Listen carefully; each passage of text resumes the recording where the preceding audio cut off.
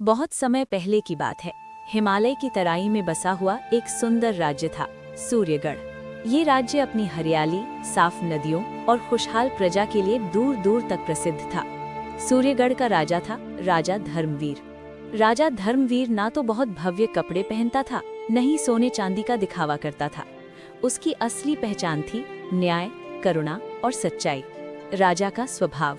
राजा हर सुबह सूरज निकलने से पहले उठता, साधारण वस्त्र पहनता और नगर का भ्रमण करता।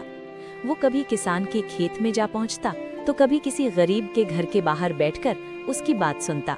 प्रजा कहती थी, राजा हमारे लिए सिंहासन पर नहीं, हमारे दिलों में बैठता है। लेकिन हर उजाला किसी न किसी अंधेरे को जन्म देता है। मंत्री की साजिश। राजा का मुख्य मंत्री था मंत्री कुबेरदत्त। बाहर से वो बहुत ईमानदार दिखता, लेकिन भीतर से लालच और घमंड से भरा हुआ था।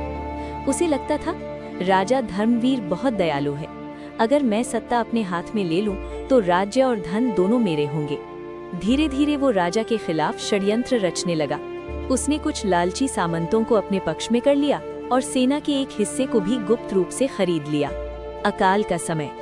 एक वर्ष सूर्यगढ़ में भयानक अकाल पड़ा। बारिश नहीं हुई, खेत सूख गए, अन्न भंडार खाली होने लगे। राजा ने तुरंत आदेश दिया, राजकोष खोल दिया जाए। पहले प्रजा पेट भरेगी, बाद में महल। राजा ने अपने गहने तक गिरवी रख दिए, लेकिन किसी को भूखा नहीं सोने दिया। उधर मंत्री कुबेरदत्त ने इसी समय को मौका समझा। वो प्रजा में ये अफवाह फैलाने लगा कि अकाल के लिए राजा जिम्मेदार है, देवता उससे नाराज है। धीरे धीरे कुछ लोग भ्रम में पड़ने लगे। राजा का बलिदान। एक रात अचानक महल पर हमला हुआ। कुछ सैनिकों ने विश्वासघात कर दिया। राजा को बंदी बना लिया गया। मंत्री कुबेरदत्त ने सिंहासन पर बैठते हुए कहा, अब मैं सूर्यगढ़ का राजा हूँ।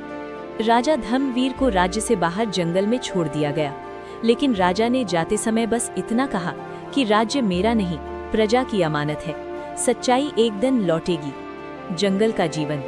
अब राजा साधारण कपड़ों में बिना पहचान के जंगल में रहने लगा। वो लकड़ियां काटता, फल इकट्ठा करता और पास के गांवों में मदद करता। लोग उसे बाबा वीर कहने लगे। उसने बीमारों की सेवा की, बच्चों को पढ़ाया और गांवों को संगठित किया।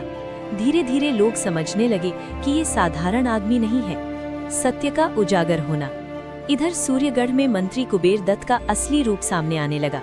कर बढ़ा दिए गए, गरीबों पर अत्याचार होने लगे, सैनिक प्रजा को सताने लगे। प्रजा कहने लगी, हमने गलत राजा को हटाया। एक दिन कुछ युवक जंगल पहुंचे और बाबा वीर के चरणों में गिर पड़े। महाराज, हमें माफ कर दीजिए, वापस चलिए। राजा धर्मवीर की आंखों में आंसू आ गए, लेकिन वो बोला, राजा वही होता है जिसे प्रजा स्वीकार करे। अंतिम युद्ध। प्रजा और वफादार सैनिकों ने मिलकर सूर्यगढ़ की ओर कूच किया।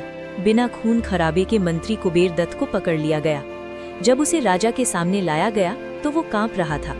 राजा धर्मवीर ने कहा, मैं तुझे दंड दे सकता हूँ, लेकिन न्याय बदले से बड़ा होता है। मंत्री को राज्य से निकाल दिया गया। फिर से राजा धर्मवीर फिर से सिंहासन पर बैठा, लेकिन पहले से भी अधिक विनम्र बनकर। उसने घोषणा की, आज से सूर्यगढ़ में राजा नहीं, सेवक राज करेगा। उस दिन के बाद सूर्यगढ़ सच में स्वर्ग जैसा बन गया। कहानी की सीख। सच्चा राजा वही है जो सत्ता नहीं, सेवा को महत्व दे। लालच का अंत हमेशा पतन होता है। सच्चाई को दबाया जा सकता है, मिटाया नहीं।